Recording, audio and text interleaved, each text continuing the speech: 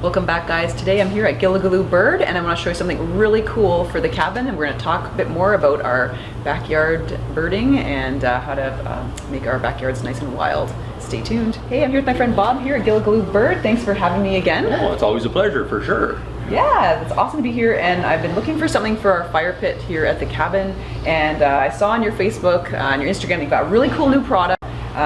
Tell me all about it. Yeah, so it's a fabulous fire pit. We have two sizes. This is a smaller sort of backparking version that you can fold up, and they both completely fold flat to go in a carrying case that comes with it. All Canadian stainless steel, 14 gauge Canadian stainless steel. It's not a recycled steel that is being imported or anything. A lot of the engineering that's gone into it has been designed so that it won't warp or twist or whatever with the heat.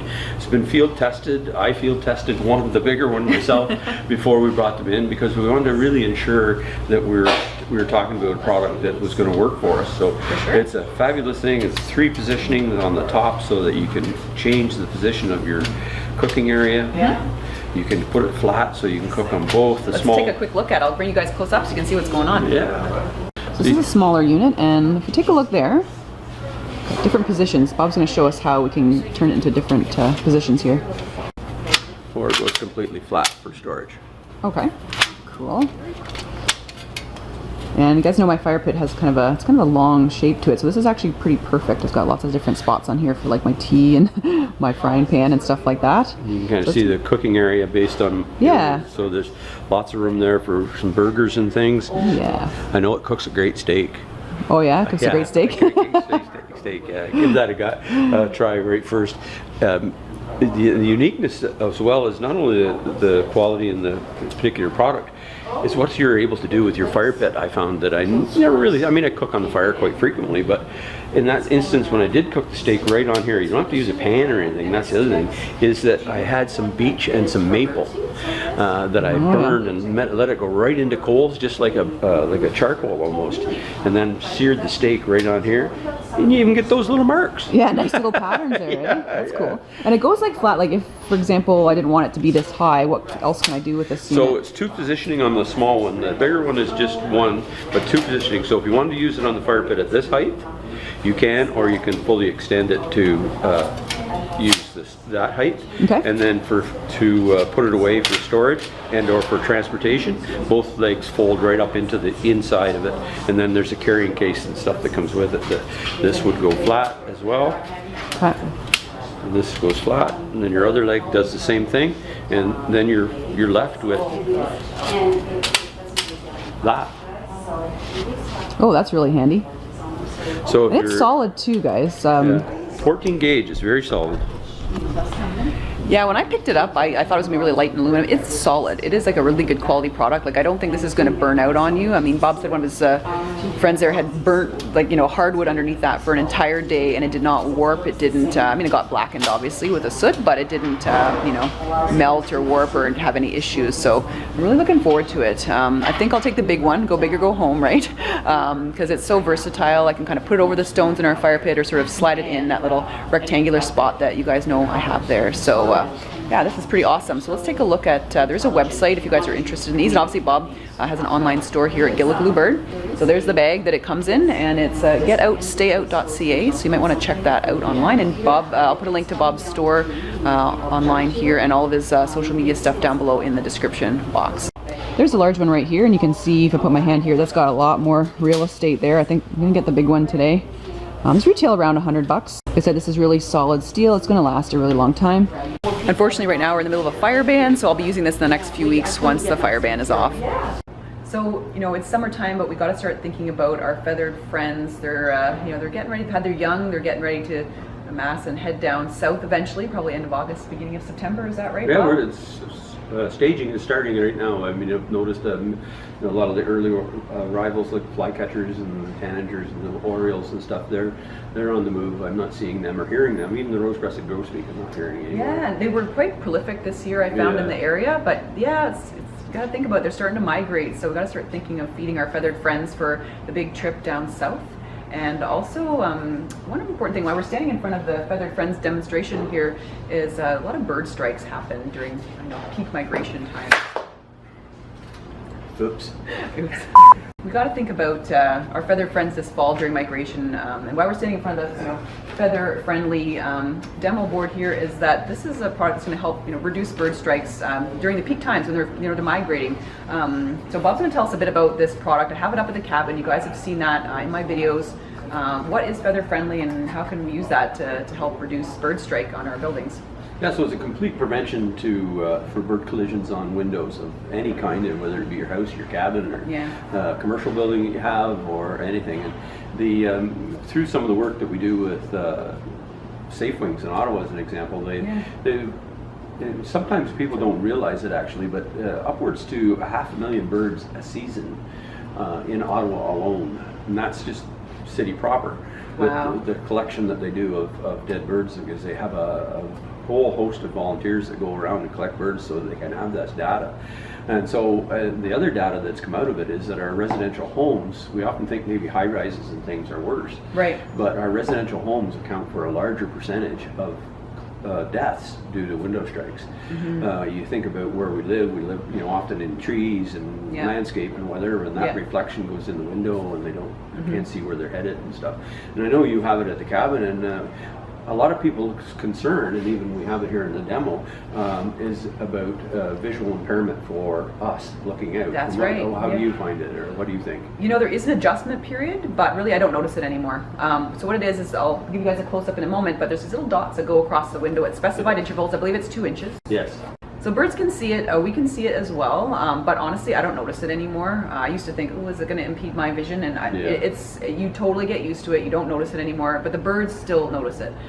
So I don't have any bird strike issues anymore at the cabin. We have a lot of chickadees, as you guys see in my videos. We've even had some birds of prey come through, and turkeys, and we're just not getting the strikes that we did before we had the feather friendly up at the cabin. And it's very durable. It's lasted now, it's been up, well, at least 1 or 2 winters already. We've had no stickers fall off. It's a really, really excellent product. It's lived through some pretty harsh winters and some pretty hot summers and lots of the weather. So I highly recommend it. I think it's really important to protect our feathered friends during migration. We don't want, we want them all to make it down south safely and not die whacking into our windows. So that's a really important thing to consider for this time of year and all times of the year. How can we help create a habitat for them when they're staying with us for the spring and summer nesting, and also on their way through? What things can we consider rewilding our yards to help them out? Absolutely. I mean, the biodiversity is the key, creating as much habitat as possible. When you're planning that all out and you're picking your plant matter and your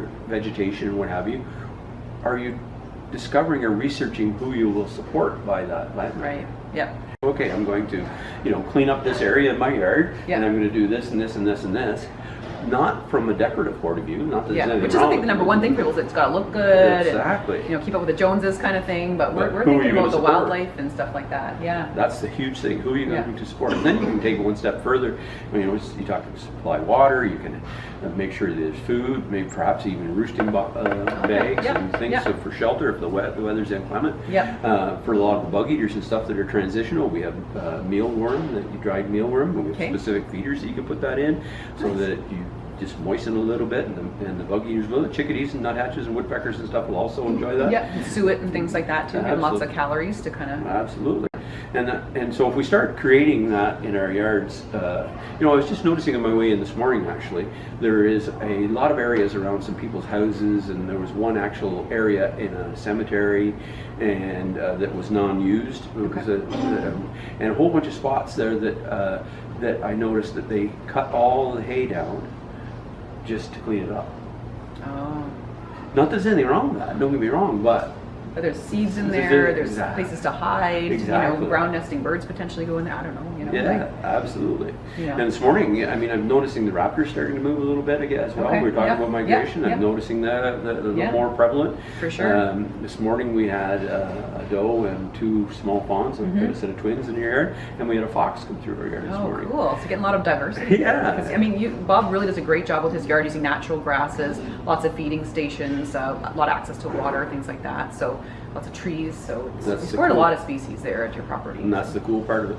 They even have a great big bull thistle. I took a picture of last night. Yes, I saw that. If you check out Bob on Instagram and Facebook, and I'll put his link down to the website for the store here. Lots of awesome pictures on there. The Friends of the Birds of Gilligallou on Instagram. Yeah, and Friends of the Gilligallou on Facebook. That's right. Yeah. Lots of cool pictures there, cool ideas, and yeah, that bull thistle is amazing. And what kind of birds would that support? So the American goldfinch in particular just love that, and the purple finch and stuff will also. Chickadees will climb on and things. So when that big flower that's coming now, and it's going to be a great big purple flower, and it'll just spawn into seeds, and they'll be just picking the seeds out of the top of that left, right, and center. Wonderful. And that's why our wild patch is so successful as well, because everything goes to seed and just leave it, you know. A little while back too, we did a little bit of a video about creating no-till zones in agricultural areas. That's right, yeah. And I think that's a real important thing, because agriculture's just push to every perimeter, square centimeter of land is used. They can, and then all of the herbicide pesticide rolls over top of the rest, right? So if you can create strips where there isn't any of that, I think that's you know, it's a huge thing. Larger landowners, you know, that are say in rural areas and what have you, like leave a strip along your fence. Yeah. You know, instead of mowing right up to the edge, leave 3 or 4 feet around the whole perimeter, and then maybe put some things in there. I think you did a great thing with your yard of your last place and this place perhaps as well, in that you just let it grow, and then identified what wasn't supposed to be there, and took it out, and let the other naturalize. Yeah, exactly. And then I mean, and eating it for food, like, you know, curly dock and things like that. I was using, like, you know, like some wild raspberry was in there, and I was getting, like, my garden was my food as well. So not necessarily got to change your definition of a weed, you know what I mean? It's man has created that word. Yeah, exactly. So our diversity is what we're living with. And you know, the great example is the monarch butterfly only landing on milkweed. A lot of people think, well, why do they must like the milkweed. It isn't so much that they like the milkweed, but they've lived on it for thousands of years, and the toxins don't affect them, so they need the milkweed to keep going. So and I've noticed a huge increase in butterflies this year. I mean, the diversity we have at the cabin in the field, I let things kind of grow up. We've got a lot of milkweed, a lot of different kind of flowers. Butterfly population is way up by the cabin. Bees, wasps, all that kind of thing. They're really doing quite well there, because we've let things kind of naturalize in lots of areas of the field. So whereas before it was completely mowed down, we now have pine trees there. We now have all kinds of flowers and milkweed. We're restoring a lot of animals start to there. Reclaim itself. Really, the forest kind of grows out and reclaims, which is kind of what we want. You know, you don't need little tiny habitat islands where animals get kind of isolated and more prone to predation and illness and things like that. You want to kind of have these corridors, you know, where all the habitat kind of attaches and can renaturalize, because that's healthier for the environment. Absolutely. I think it's a great idea to do that. It's a fun thing too. You start to see things you never see before. Awesome. And getting the trail cameras out there to see what's there, and you can get a really big appreciation of how you're changing the environment to support your wildlife and what's coming in based on, you know, the changes you're making. So absolutely. Pretty cool. That's awesome. Great. So thanks, Bob, so much for talking to me today about the cool option there for the cabin at for the campfire ring there. The grill, and talking a bit about fall migrants, how we can support them, and how you can support local wildlife by improving your yard and rewilding. So awesome. Biodiversity. Yeah. Number one consideration. Keep things biodiverse. All right, guys. I hope you guys have a wonderful week as always. Take care.